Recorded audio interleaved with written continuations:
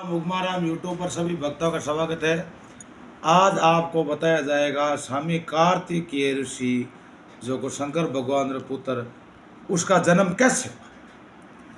तो कार्तिक स्वामी का जन्म ब्रह्मा जी बोले नारद देवों के दयनीय वचन सुनकर महादेव काम वासना को छोड़ना चाहते थे, पर पार्वती भय से उनको छोड़ा नहीं। भगवान शिव ने देवों के समीप घर के द्वार पर आ गए। उस समय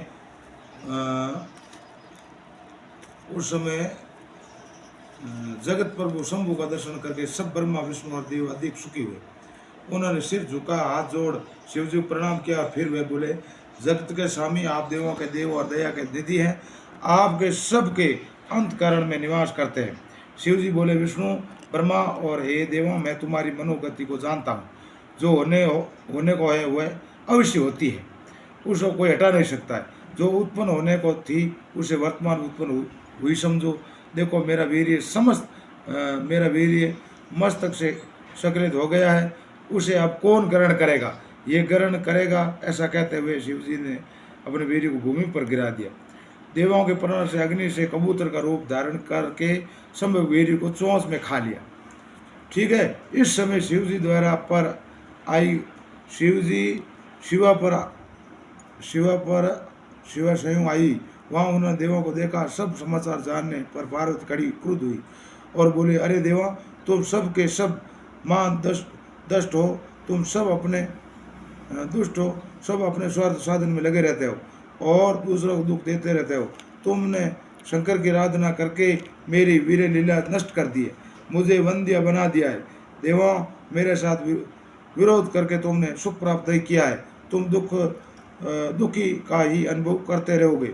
सुनो, आज से तुम्हारी स्त्रियां बंदिया होगी और तुम भी दुखी रहोगे। ब्रह्मा जी बोले, नारद, पार्वती विष्णु आदि देवों को इस भांति साप देकर वीर भक्षण कपोतधारी अग्नि से बोले, अठस सठ, तुम दुष्टों के शिरोमणि हो। तुमने शिवजी के वीर को जो भक्षण किया है वह तुमने उचित नहीं किया है। तुम शिवजी के तत्व को नहीं जानते, इसलिए तुम मुक्त ही अग्नि। अब तुम्हारे ये शाप दिया जाता है कि तुम सर्व बख्शी रहोगी और तुम्हारी आत्मा सदा पीड़ित रहा करेगी।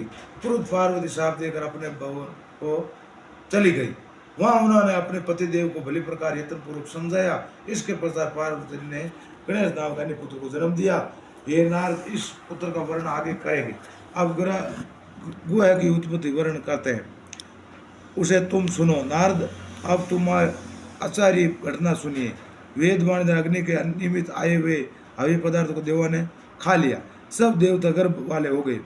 ये सब शिवजी के वीर की उष्मा को सहन नहीं कर सके। विष्णु व देवों की बुद्धि भगवती शिवा के दूरों से नष्ट प्राय हो गई थी। फिर वे सब मोहित में और वीर तेज के दगत अवस्था में शिवजी के शरण में शीघ्र पहुंचे और उनकी स्तुति करने लगे। पार्वती जीवन ने आपकी माया बड़ी दुर्लक्ष्य है। इस समय आपकी माया ने क्या किया है? हम सब गर्भ हो गए, आपके वीर के जले जा रहे। हमारी इस गर्भ की दशा को शीघ्र दूर करने का प्रयत्न करें।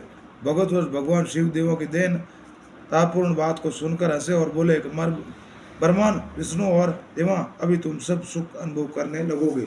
देखो, तुम सब मेरे शासन से मेरे वीर का वमन शीघ्र कर दो, इसे तुम सब सुखी हो जाओगे।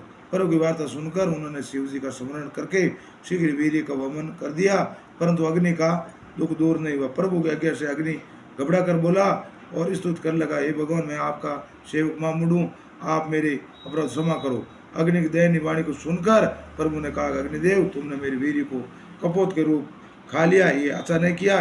तुम्हारा पाप तो अधिक विशाल था, पर तुम मेरी शरण में आए हो, इसे तुम्हें देह का दाह दूर किया जाता है। तुमको अभी भी कार्य करना होगा कि ये मेरे वीर किसी सुंदरी स्त्री को योनि में जन से डालना होगा, तब नितांत सुखी रहोगे। ब्रह्मा जी बोले, नारद, शिव जी के वचन सुनकर अग्निदेव सिर झुकाकर हाथ जोड़कर धीरे धीरे बोले, हाथ आपके इस दुर्लभ तेज वीर को शक्ति देवी बिना कोई धरण बने तो अपनी योनि में त्रिभुवन भीतर धारण नहीं कर सकती। जब अग्निदेव ने शंभु को ऐसे कहे, तब तुमने शिव जी के प्रणय से पाकर अग्निदेव ने उसी भलाई के लिए कहा, देखो, अनल माह के महीने में प्रातः काल जो स्त्री स्नान करने जो जाती उनके शरीर में तुम इस शिव वीर्य को स्थापित कर दो। ब्रह्मा जी बोले नारद, उसी समय 7 मुनियों की स्त्रियां नियमानुसार स्नान करने आई। उसी समय शिव जी के वीर्य के सब कर्ण स्त्रियों के शरीर में रोमों के द्वारा प्रविष्ट हो गई। अग्निदेव तत्काल दाह से मुक्त हो गए। वह तुमको और भगवान शिव जी को स्मरण करके शीघ्र अंतर्धान हो गए। हे नाथ, वह स्त्री गर्भवती हो गई और शिव तेज से जलने लगी। जैसे तैसे अपने स्थान पहुंची, उधर मुनि ने अपनी पत्नियों की दशा देख उनका त्याग कर दिया। मुनिता ने दुराचार को देख बड़ी दुखी हुई। उन्होंने हिमालय की पुष्ट जाकर गर्भवती शिव के वीर्य को गिरा दिया। उसका सारी दाह उसी समय शांत हो गया। हिमालय शिवा के वीर्य को उष्मा सहन कर उसने कांपते शिव के तेज गंगा प्रवाहित कर दिया। भागीरथ उस परमात्मा के असहाय वीर्य को सहन कर उसने अपनी जल तरंग शिव जी के तेज को सरकड़ा फेंक दिया। वहाँ फेंके हुए शिव जी के तेज शीघ्र बालक का रूप धारण कर लिया। वह बालक अधिक सुंदर और तेजस्वी था। उस शिव पुत्र का प्रभाव हुआ माँ के शुक्ल पक्ष षष्ठ तिथि को भूतल हुआ। उस समय शिव और शिवा को अपने स्तर पर अस्मा सुख हुआ अनुभव होने लगा। पार्वती स्थान दूध टपकने लगा। वहाँ सबको अधिक सुख प्राप्त हुआ। त्रिभुवन में मंगल छा गया। दुष्ट दैत्यों के मन में भय छा गया। आकाश दुग्ध भेजने लगे। देवों संधो जात बालक के उस पुष्पक वर्षा विष्णु आदि समस्त देवन मुनि वर्ग को अस्मात् परमात्मा का साक्षात अनुभव होने लगा। राम जी राम, राम जी राम।